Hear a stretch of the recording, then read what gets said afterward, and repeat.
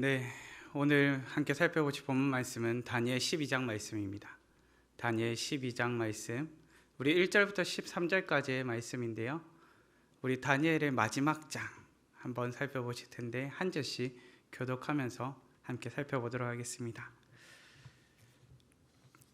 그때 내 민족을 호위하는 큰 군주 미가엘이 일어날 것이요 또 환란이 있으리니 이는 개국 이래로 그때까지 없던 환란일 것이며 그때 내 백성 중 책에 기록된 모든 자가 구원을 받을 것이라.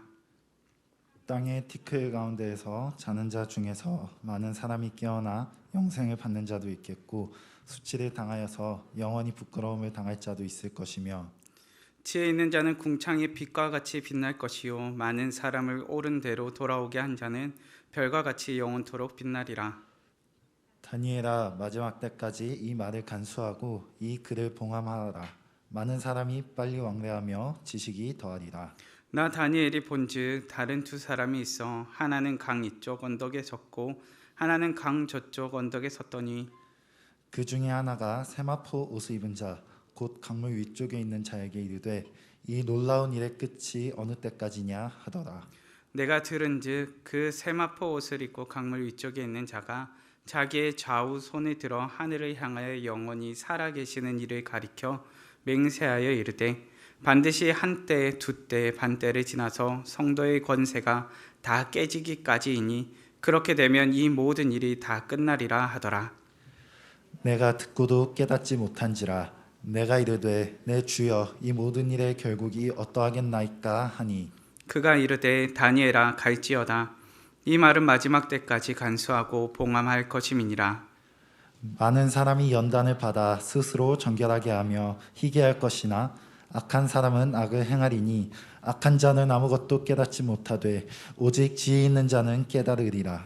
매일 드리는 제사를 피하며 멸망하게 할 가증한 것을 세울 때부터 1290일을 지낼 것이요 기다려서 1335일까지 이르는 그 사람은 복이 있으리라. 함께 봉독하시겠습니다.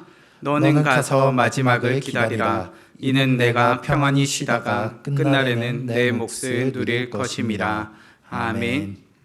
우리 오늘 다니엘 12장 말씀을 통해서 마지막 때 어떻게 살아야 할까요? 라는 제목으로 말씀을 나눠보고자 합니다. 자, 어느샌가 다니엘이 달리다 보니까 12장까지 왔고 마지막을 맞이했습니다. 끝이 보이는 것 같은가요?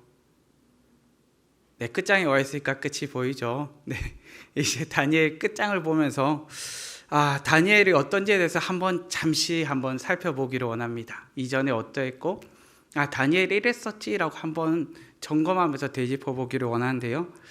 다니엘은 바벨론 왕 느부갓네살 때였습니다. 무슨 말인가 하니까 바벨론 왕 느부갓네살 때 포로로 끌려왔습니다. 그 당시 남유다의 왕은 여호야김이라는 왕이 있었고요. 그때 당시 1차 포로로서 바벨론으로 끌려오게 됩니다. 귀족이요 왕족이요 나름 존귀한 자로서 지냈던 다니엘이 그리고 그의 친구들이 끌려오게 된 사건이 등장하게 됩니다. 그런데 다니엘이 젊은 시절에 끌려왔습니다. 청소년기의 시절이라 할 수 있는, 보통 많은 사람들이 생각하기에는 한 15살 그쯤이지 않았을까? 한 10대의 나이에 끌려오지 않았을까라고 생각을 합니다. 그때 당시에 포로로 끌려온 다니엘, 그런데 이 어린 다니엘이요 포로로 끌려와서 낙심할 만도 한데 오히려 낙심하지 않고 하나님께 뜻을 정하였습니다. 하나님께 뜻을 정하여서 나는 하나님의 백성으로 하나님의 자녀로 살겠습니다 라는 뜻을 정하게 됩니다. 그렇게 우리가 앞선 말씀들 가운데서 살펴보게 되는 것이 무엇인가 하니까 포로로 끌려온 다니엘이 하나님의 백성으로 살고자 뜻을 정하여 살게 되는 삶을 살펴보게 되고요. 그리고 왕의 환상도 해석하고 또한 자신이 환상을 본 것들을 통하여서 미래에 있을 일들을 알게 되는 사건들을 살펴보게 됩니다.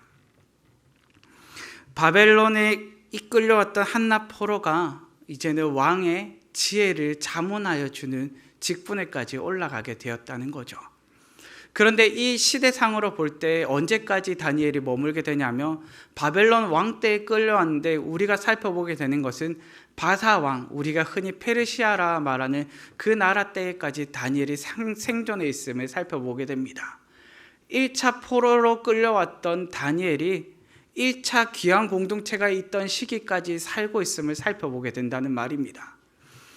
무슨 말인가 하니까 바벨론은 가장 먼저 포로로 끌려온 자였습니다. 그런데 이가 지금 이스라엘 백성들 가운데서 포로로 끌려왔던 자들 중에 예루살렘을 회복하기 위하여 돌이키는 1차 공동체를 목격하는 그 시점에까지 다니엘이 생존해 있었다는 것입니다.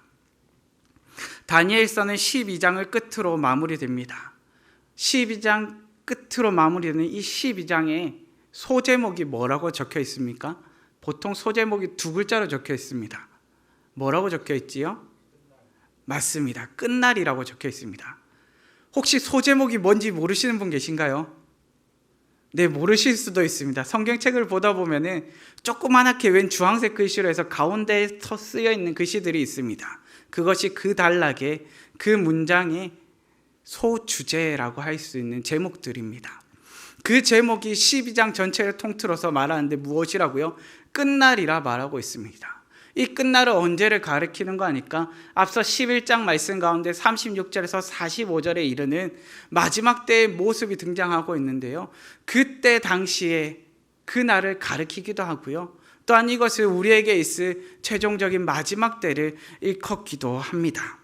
무슨 말인가 하니까 다니엘의 이름 뜻은 하나님은 나의 심판자라는 이름의 뜻을 가지고 있는데 바로 그 심판의 때, 그 마지막 때를 일컬어 오늘 12장을 통틀어서 마무리하고 있음을 살펴보게 된다는 것입니다. 그렇게 본문 1장을 시작할 때 가장 많이 등장하는 표현이 무엇인가 하니까 그때라는 표현입니다. 그때라는 표현이 3번 등장하고 있습니다. 그러면 중요할까요? 중요 안 할까요? 감사합니다. 중요합니다. 성경에서는 반복될수록 중요하고요. 자주 등장할수록 중요하고요. 그리고 그것 가운데서 드러나는 의미를 살펴볼 때 중요하다는 것을 알게 됩니다. 그때라고 말합니다. 마지막 때에 그때가 어떻습니까? 환난도 있고요. 고통도 있고요. 아픔도 있습니다. 극심한 환난이 있게 되는 때가 그때라고 말합니다. 그때는 심판의 때이기도 하지만 또한 다른 한편으로 구원의 때이기도 합니다. 그런데 이와 같은 마지막 때를 맞이할 때 뭐가 있다고요? 극심한 환난이 있다 말하고 있습니다. 12장에는 다니엘을 포함하여서 총 3명의 천사가 등장합니다. 3 천사가 등장하는데 한 명은 미래를 말해주는 천사고 2명은 이것에 대해서 증인으로서 등장하는 천사들입니다. 그렇게 약 3명의 천사가 있었겠구나라고 생각을 하고요. 다니엘이 이들과 주고받는 대화, 정확하게는 다니엘을 향하여서 천사들이 말하여주고 가르쳐주는 장면들을 살펴보게 됩니다. 우리는 이 장면을 살펴보면서 환난이 가득한 마지막 때 우리는 어떻게 살아야 할지에 대해서 한번 살펴보고 생각해 보기를 원합니다. 마지막 때 우리는 어떻게 살아야 할까요? 첫째는 지혜 있는 자로 살아야 합니다. 본문의 3절 말씀입니다. 지혜 있는 자는 궁창의 빛과 같이 빛날 것이요 많은 사람을 옳은 대로 돌아오게 한 자는 별과 같이 영원토록 빛나리라. 아멘.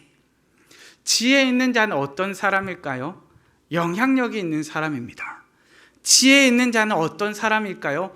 영향력이 있긴 있는데 어떤 영향력이? 선한 영향력이 있는 사람입니다. 본문 말씀 가운데 지혜 있는 자가 행하는 것은 선한 영향력을 내뿜고 있음을 보게 됩니다. 그것을 본문 말씀 가운데서 빛이라 표현하지요. 선한 영향력을 뿜고 선한 영향력을 끼치고 있는 사람이라 말하고 있는 것입니다. 그런데 이 선한 영향력을 통해서 어떻게 됩니까? 많은 사람들이 하나님께로 돌이키게 된다 말을 하는 것입니다. 마치 우리의 감정에 전염성이 있는 것과 비슷해 보입니다. 무슨 말인가 하니까 우리는 웃고 있는 사람 옆에 가면 어떻습니까? 함께 웃게 되고요. 울고 있는 사람 옆에 가면 어떻게 됩니까? 함께 울게 됩니다. 칭찬하는 사람 옆에 가면 어떻게 됩니까? 함께 칭찬하게 되고 불평하는 사람 옆에 가면 어떻게 됩니까? 함께 불평하게 됩니다. 마치 이와 같은 감정의 전염성이 있는 것처럼 선한 영향력에 전염성이 있어서 많은 사람들을 하나님께 돌이키게 하는 영향력이 있는 자를 일컬어서 지혜 있는 자라 말하고 있다는 것입니다. 본문은 여기에 대해서 빛나는 사람이라 말합니다. 밤낮으로 많은 사람을 옳은 대로 돌이키게 하는 자이기 때문에 이를 일컬어서 빛나는 자로 표현합니다. 그런데 이 빛나는 것에 대해서 우리가 생각할 수 있는 이미지는 무엇인가 하니까 등대와 같은 이미지를 생각해 보시면 좋을 것 같습니다. 우리 믿음의 청년분들은 등대를 보신 적 있으십니까? 많은 분들이 등대를 포토존으로 생각하시는 경향이 있습니다. 그런데 등대에 본래 목적이 있습니다. 무슨 목적입니까? 빛을 비춰주는 역할을 합니다. 바닷가에 있다 보면요, 새벽에 나가면 무엇이 심한가 하니까 안개가 심합니다. 특히나 날이 흐린 날씨 가운데는 해무가 심해서요, 앞이 잘 보이지 않습니다. 앞에 오는 배도 잘 보이지 않고 어디로 가야 될지 소리로도 제대로 방향을 알 수가 없습니다. 근데 비춰주는 것이 무엇입니까? 등대가 불빛을 비춰줄 때 무엇을 알게 됩니까? 아, 지금 돌이켜야 할 방향이 어디이고, 아, 지금 이 길로 나아가야 하는구나 하는 것을 알게 된다는 것입니다. 지혜 있는 자가 해야 될 역할이 바로 이것입니다. 올바른 길이 어디 있고 올바른 길로 향하여서 어떻게 나아가야 할지를 알게 하는 역할이 바로 지혜 있는 자의 역할입니다. 흑암에 사는 백성들을 향하여서 진리의 빛, 선한 영향력의 빛을 비추어서 이들로 하여금 빛 가운데 나아가게 만들어야 한다는 것입니다. 그렇기에 지혜 있는 자란 하나님께로 돌이키게 하는 자입니다. 하나님께로 자신이 돌이켰고 또한 수많은 사람들, 나를 둘러싼 사람들에게 하나님께로 돌이킬 수 있는 빛을 비춰주는 자입니다. 하나님께로 돌이켜야 될 타이밍이 지금임을 깨닫게 하는 자요, 지금 당신이 돌이켜야 합니다라는 것을 깨닫게 해주는 자입니다. 고대 그리스의 과학자였던 아르키메데스라는 사람이 있습니다. 제가 발음이 상당히 불편하다 보니까 잘 못 알아들으실 수도 있지만 이 사람이 뭐 했을까요? 우리가 익히 잘 알고 있는 유레카라는 단어를 우리 가운데 각인시킨 사람입니다. 무슨 말인가 하니까 왕관이 이것이 순금으로 만들어졌는지를 알아오라고 말을 합니다. 그래서 어디서 발견합니까? 목욕탕에 들어갔다가 발견합니다. 이 사람은 목욕탕에 들어가서 무엇을 발견한 것입니까? 깨달음을 얻게 된 것입니다. 그래서 그 깨달음을 얻고 유레카라고 외칩니다. 문제를 해결할 길을 찾았다? 이 문제를 해결할 방법을 깨달았다는 표현으로서 유레카를 외칩니다. 지혜 있는 자로 산다는 것은요, 바로 이 인생의 유레카를 외치는 것입니다. 이 인생의 유레카를 경험하는 것입니다. 왜인가 하니까 우리는 인생 가운데서 무엇이 올바르지? 어떤 것이 올바른 것이지? 어떤 길로 나아가야 할지를 늘 고민합니다. 어떤 길로 나아가야 하는 것이 올바른 길인지를 늘 두드려 보게 됩니다. 나의 인생 가운데서 내가 어디로 나아갈 때 가장 좋은 길로 나아간 것이고, 나의 인생 가운데 내가 어디로 나아갈 때 이것이 진정 참되고 올바른 길이라 할 수 있을까를 늘 고민합니다. 인생의 가치 있는 길을 두고 고민하고 인생의 올바른 길을 두고 고민합니다. 그런데 하나님께서는 무엇을 알게 하십니까? 하나님께로 돌이키는 길이 가장 올바른 길임을 알게 하십니다. 하나님께로 돌이킬 가운데 선함이 있고 능력이 있고 사랑이 있음을 알게 하여 주십니다. 우리는 무엇이 지혜로운 것인지를 두고 고민하는데 하나님은 무엇이라 말씀하십니까? 너희 보고 고민하라 말씀하시는 분이 아니라요, 내게로 나아오라 말씀하시는 분이십니다. 그렇기에 지혜 있는 자는 날마다 누구에게로 나아가는 겁니까? 하나님께로 나아가는 것입니다. 우리 기도하는 분들 보고 있으면 참 신기합니다. 인생의 많은 문제를 두고 맨날 앉아서 기도하고 있습니다. 그런데 옆에서 보다 보면 가끔 생각이 들 때가 있지요. 기도한다고 인생의 문제가 다 해결됩니까? 그런데 신기한 건 무엇이냐면 이분들은 맨날 문제가 생기면 기도하러 먼저 나아가 있습니다. 왜 그럴까요? 이분들은 하나님께 나아오는 것이 가장 지혜로운 길임을 알고 있기 때문입니다.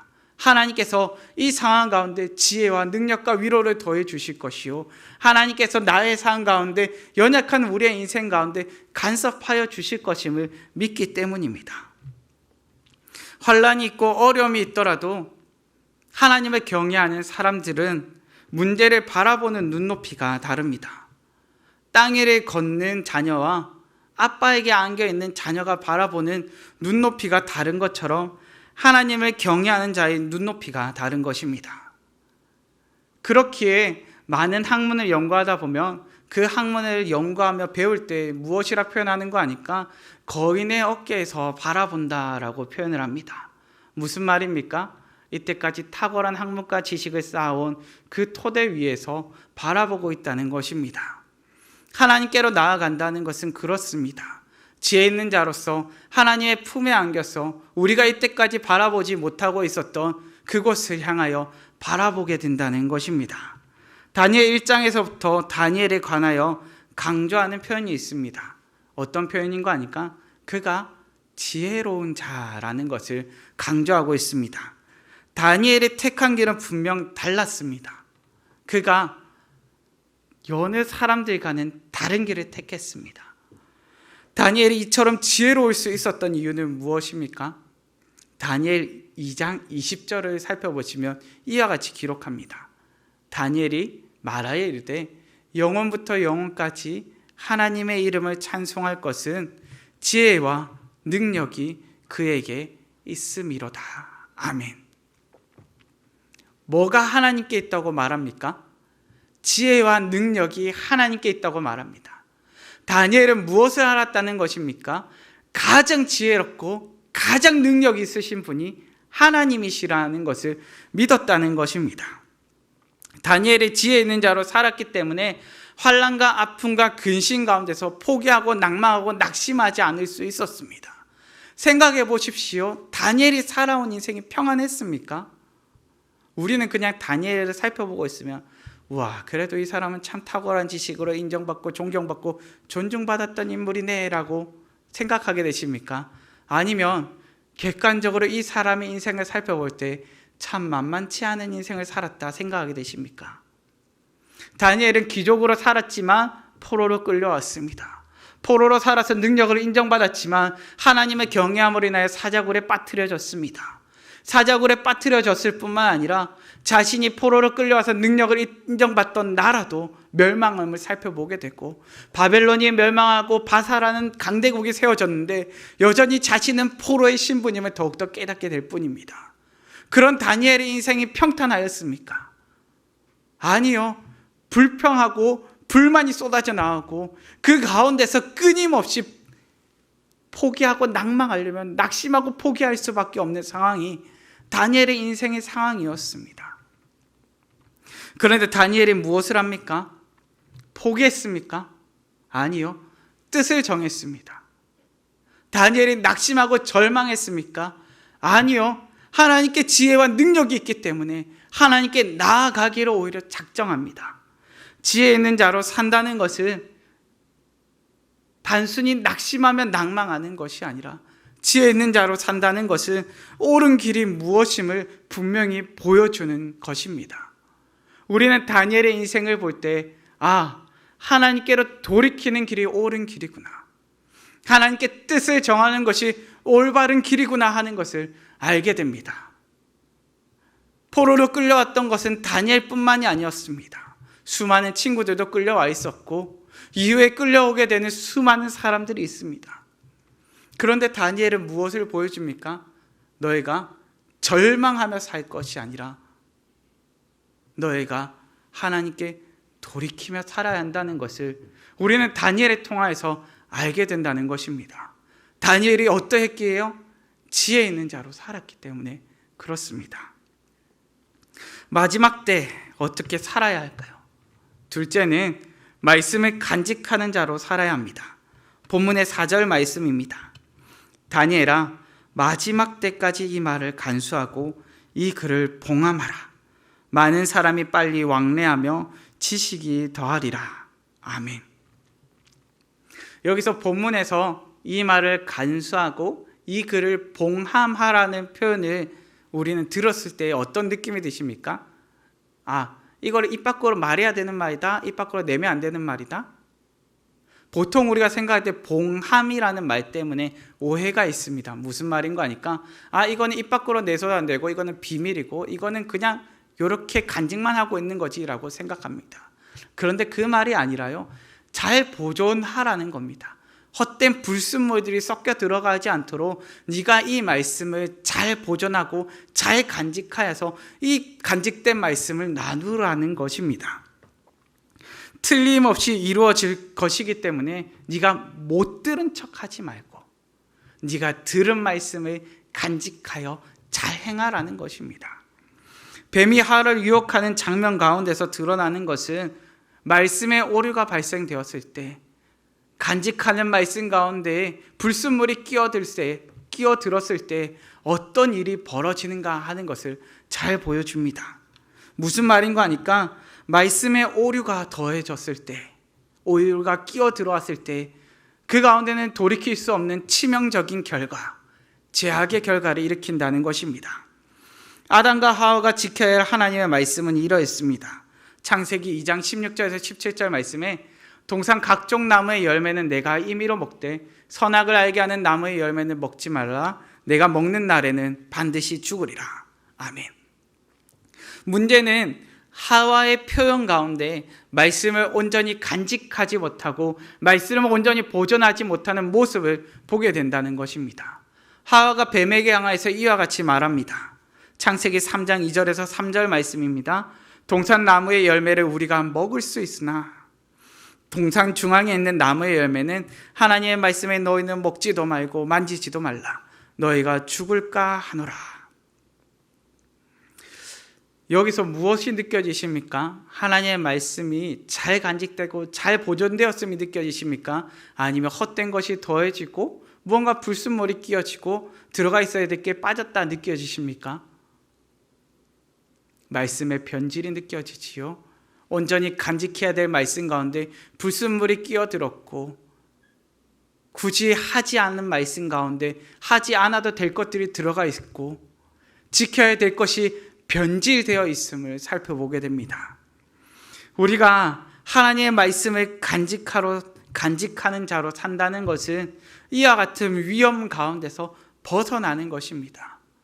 우리가 하나님의 말씀에 불순물을 더하고 하나님의 말씀에서 무언가를 빼버리고 하나님의 말씀을 변질시켜 버린다면 우리 가운데 일어나는 것은 무엇밖에 없습니까? 죄밖에 없습니다.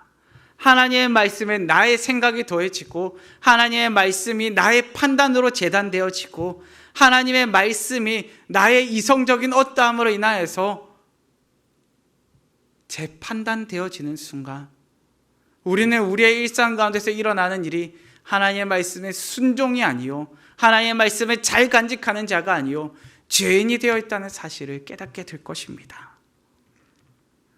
2020년에 연령층별로 교통사고 현황을 한번 조사했습니다. 우리 성도님들이 생각하실 때 교통사고가 가장 많이 일으키는 연령층은 어느 나이대라고 혹시 생각하십니까? 교통사고 안 내봐서 모르겠는데요. 다들 표정으로 보시면 알 수가 없습니다. 보통 우리가 생각할 때는 젊은 친구들이 많이 하겠지, 초보 운전이니까 생각하지 않습니까? 그런데 교통사고 현황을 조사했는데요. 어떻게 나왔는가 하니까 20대부터 50대까지 나이가 많아질수록 교통사고 비율이 더 많아지고 있습니다. 무슨 말인가 하니까 20대보다는 30대가, 30대보다는 40대가, 40대보다는 50대가 교통사고가 더욱 많이 일어난다는 것입니다. 왜 교통사고가 나이가 들수록 더 많이 일어날까를 한번 조사해 봤습니다. 그 결과가 어떠했을까요? 단순히 나이가 들수록 운전하는 빈도가 많기 때문에 많이 일어나겠지가 아니라 사고 유형을 살펴보니까 안전운전, 안전수칙 불이행이 가장 많았습니다.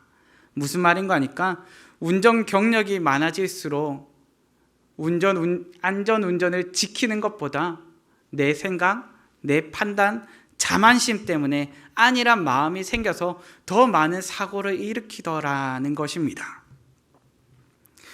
우리가 간직하는 말씀도 마찬가지입니다. 우리가 처음에 말씀을 들을 때는 말씀을 지키며 살아야지, 라고 생각합니다. 그런데 살아온 인생의 경험이 쌓이다 보니까 무엇이 됩니까? 하나님, 내가 살아보니까 아니던데요. 하나님, 내가 살아보니까 꼭 그렇지 않던데요. 하나님, 내가 살아보니까 이게 좀 더 좋던데요. 하나님, 나의 인생의 경험에 의하면, 하나님, 나의 판단에 의하면, 하나님, 내가 배운 것에 따르면, 그러한 자만심과 그러한 안일함이 들어오게 될 때 무엇이 발생되게 되는 것입니까? 우리의 인생의 사고, 죄악에 들끓는 삶이 우리 가운데 일어나게 된다는 것입니다. 오랜 세월과 경험이 우리의 안정과 온전함을 보장해 주지 않습니다. 오랜 신앙의 생활이 하나님 앞에서의 온전함을 보장해 주지 않는다는 것입니다. 많은 사람들이 지식을 얻으러 이리저리로 다니겠지만 철저하고 확실한 하나님의 말씀, 그 말씀이 우리를 온전한 가운데로 인도할 것입니다. 더하지 마시고 빼지도 마시고 하나님의 말씀을 온전히 간직한 자로 살아갈 때 하나님 앞으로 온전히 나아가게 되는 믿음의 인생이 될 것입니다. 마지막 때 어떻게 살아야 할까요? 셋째는 소망을 품고 살아야 합니다. 본문의 13절 말씀입니다. 너는 가서 마지막을 기다리라. 이는 내가 평안히 쉬다가 끝날에는 내 몫을 누릴 것임이라. 아멘. 천사들은 마지막이 언제라고 결정지어 단정지어 말하지 않습니다. 본문 말씀 가운데 때에 관한 표현이 총 3가지 등장합니다. 한때, 두때, 반때, 1290일, 1335일. 우리 믿음의 성도님들, 이거 숫자를 들으니까 번쩍번쩍 아이디어가 떠오르십니까? 야, 이때는 이때다. 나는 해석하였노라. 나는 풀었노라. 생각이 드십니까? 사실 이 한때, 둔때, 반때, 1290일, 1335일에 관한 표현은 정확하게 어떤 때인지에 대해서는 알 길이 없습니다. 무슨 말인가 하니까 역사적인 것으로 어느 정도의 기한을 잡아서 역사적으로 풀 수도 있겠지만 이 기한에 대하여서 우리가 명확하게 알 수 없다는 것입니다. 그런데 이 기한을 보면서 우리가 알 수 있는 것 한 가지가 있습니다. 무엇인가 하니까 마지막 날은 있다는 사실을 알 수 있습니다. 끝날이 있구나 하는 사실은 우리가 알 수 있다는 것입니다. 본문은 우리에게 이렇게 말합니다. 마지막을 기다리라 말하고 있습니다. 마지막을 기다리라는 표현은 무엇입니까? 너희가 잊고 지내라는 겁니까? 소망을 품고 지내라는 겁니까? 소망을 품고 지내라는 겁니다. 야, 너희가 고대해야 될 그날, 너희가 기대해도 될 그날을 소망을 품고 그날을 고대하면서 살아가라는 것입니다. 마지막 날이 어떻기 때문에 그렇습니까? 우리가 이 땅에서 경험하는 환난과 근심과 아픔이 끝나는 날이기 때문에 그렇습니다. 내가 그날이 소망이 되는 이유는요, 내가 지금 경험하는 갈등과 내가 지금 경험하는 아픔들이 끝나는 날이기 때문에 그렇습니다. 우리 믿음의 성도님들은 아픔을 끌어안기를 살기를 원하십니까? 아니면 아픔으로부터 해방되어 살기를 원하십니까? 아픔으로부터 해방되어 살기를 원하시지요. 그런데 우리가 맞이하게 될 그 마지막 날은 이 아픔이 끊어지는 날이라고 말합니다. 더는 아픔도 없고 환난도 없고 근심도 없고, 우리가 살아가는 이 마지막 때는 환난이 가득한 날인데 그 환난이 끊어진다고 말을 하는 것입니다. 우리는 걱정과 근심을 끌어안고 살아갈 때가 참 많습니다. 앞으로 어떻게 살아야 될지에 대한 막막함도 있고 그 막막함 때문에 두려워하기도 합니다. 인생의 방향이 결정되지 않아서 두렵기도 하고 인생의 방향을 결정하긴 결정하였는데 만족스럽지 않아서 두렵기도 합니다. 무언가 분주하게 살면 괜찮을 것 같아서 인생의 분주함으로 살아도 보고 인생이 여유로우면 괜찮을 것 같아서 한없이 여유로운 삶으로도 살아봅니다. 그럼에도 포기할 수 없고, 아니 그럼에도 놓지 못하고 끌어안고 있는 것은 무엇입니까? 근심입니다. 그럼에도 우리의 인생 가운데서 반복되는 것은 무엇입니까? 불안입니다. 모르는 척하고 살고 싶지만 끊임없이 우리에게 다가오는 것이 무엇입니까? 근심과 불안과 염려입니다. 미래를 생각하지 못하게 현실에 가둬두려고 하지만 어느샌가 현실에서조차 불안함을 느끼는 것이 우리의 인생입니다. 현실에 초점을 맞추고 살아가다 보면 끝에는 무엇만을 생각하게 됩니까? 자포자기함만을 생각하게 됩니다. 그저 허무함만을 생각하게 되는 것입니다. 우리의 연약한 인생이 끊임없는 연약함을 경험하기 그저 자포자기하고 허무함만을 경험하게 되는 것입니다. 그런데 믿음의 눈으로 바라보고 있으니까 무엇이라 말합니까? 자포자기해야 된다 말합니까? 소망을 품어야 된다 말합니까? 오히려 마지막 날은 너희가 포기해야 될 인생이 아니라 소망을 품고 살아가야 될 인생이야 라고 가르쳐주고 있는 것입니다. 미래의 일들과 끝날에 대하여 들은 다니엘이 천사에게 묻습니다. 본문의 8절 말씀입니다. 내가 듣고도 깨닫지 못한지라 내가 이르되 내 주여 이 모든 일의 결국이 어떠하겠나이까 하니 이 모든 일의 결과 언제 어떻게 이루어질지를 다니엘이 묻고 있습니다. 여기에 대해서 천사가 무엇이라 답변했을까요? 9절 짤막하게 나와 있는데요. 9절 짤막하게 나와 있는 9절 함께 읽겠습니다. 그가 이르되 다니엘아 갈지어다. 아멘. 다니엘아 무엇하라고요? 갈지어다. 다니엘아 무엇하라고요? 네가 소망을 품고 살아갈지어다 라고 말을 하고 있습니다. 네가 언제 어떻게 되고 마지막 때가 이 날이고 그것 대해서 계속해서 궁금해서 그것만을 붙잡고 살아갈 것이 아니라 내가 살아갈 될 것은 소망을 품고 살아가라 라고 말을 하고 있는 것입니다. 이 말은 너무 지나치게 마지막 때의 결과에만 집중하지 말라는 것입니다. 많은 이단들은요 마지막 날이 이때라 저때라 말합니다. 마지막 날에 이와 같은 일이 있겠고 마지막 날에 이 같은 사건들이 있을 거야 라는 것에서 초점을 맞추고 있습니다. 그런데 말씀에서 초점을 맞추는 것은요 마지막 때가 이때라 말하는 것이 아니라 그 마지막 날을 어떻게 하고 살아가라는 것입니까? 기대하고 소망을 품고 살아가라는 것입니다. 말씀의 가르침은 우리가 자포자기하고 허무하게 무너질 것이 아니라 소망을 품고 살아가라는 것입니다. 말씀의 가르침 가운데서 우리는 우리가 살아가야 될 것이 환난과 고통 가운데 끝나는 삶이 아니라 참된 회복이 있는 그날을 고대하면서 살아가야 되는 그날을 깨닫게 하는 것입니다. 12절 후반부와 13절 말씀을 현대인의 성경으로 살펴보면 이렇습니다. 참고 견디는 사람은 복이 있을 것이다. 다니엘아 너는 끝까지 충실하여라. 너는 죽어 평안히 쉬다가 마지막 때에 부활하여 상을 받을 것이다. 아멘. 마지막 때를 소망해야 될 이유는 무엇입니까? 하나님께서 상 주시기 때문에 그렇습니다. 하나님께서 상 주시려고 기다리고 계시기 때문에 그렇습니다. 상 받을 것을 고대하면서 달려가기 때문에 우리는 그날이 소망이 되는 것입니다. 이 땅을 사는 믿음의 성도님들, 상 주실 하나님을 바라보면서 이 땅을 사시기를 바랍니다. 그날을 소망하면서 살아가시기를 간절히 바랍니다. 말씀을 정리하겠습니다. 마지막 때를 살아가는 우리는 어떻게 살아야 할까요? 첫째는 지혜 있는 자로 살아야 됩니다.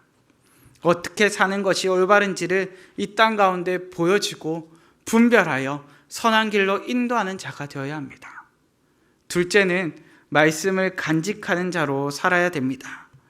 말씀을 간직하며 살아갈 때 하나님 앞에 온전함으로 나아갈 수 있습니다. 셋째는 소망을 품고 살아야 됩니다.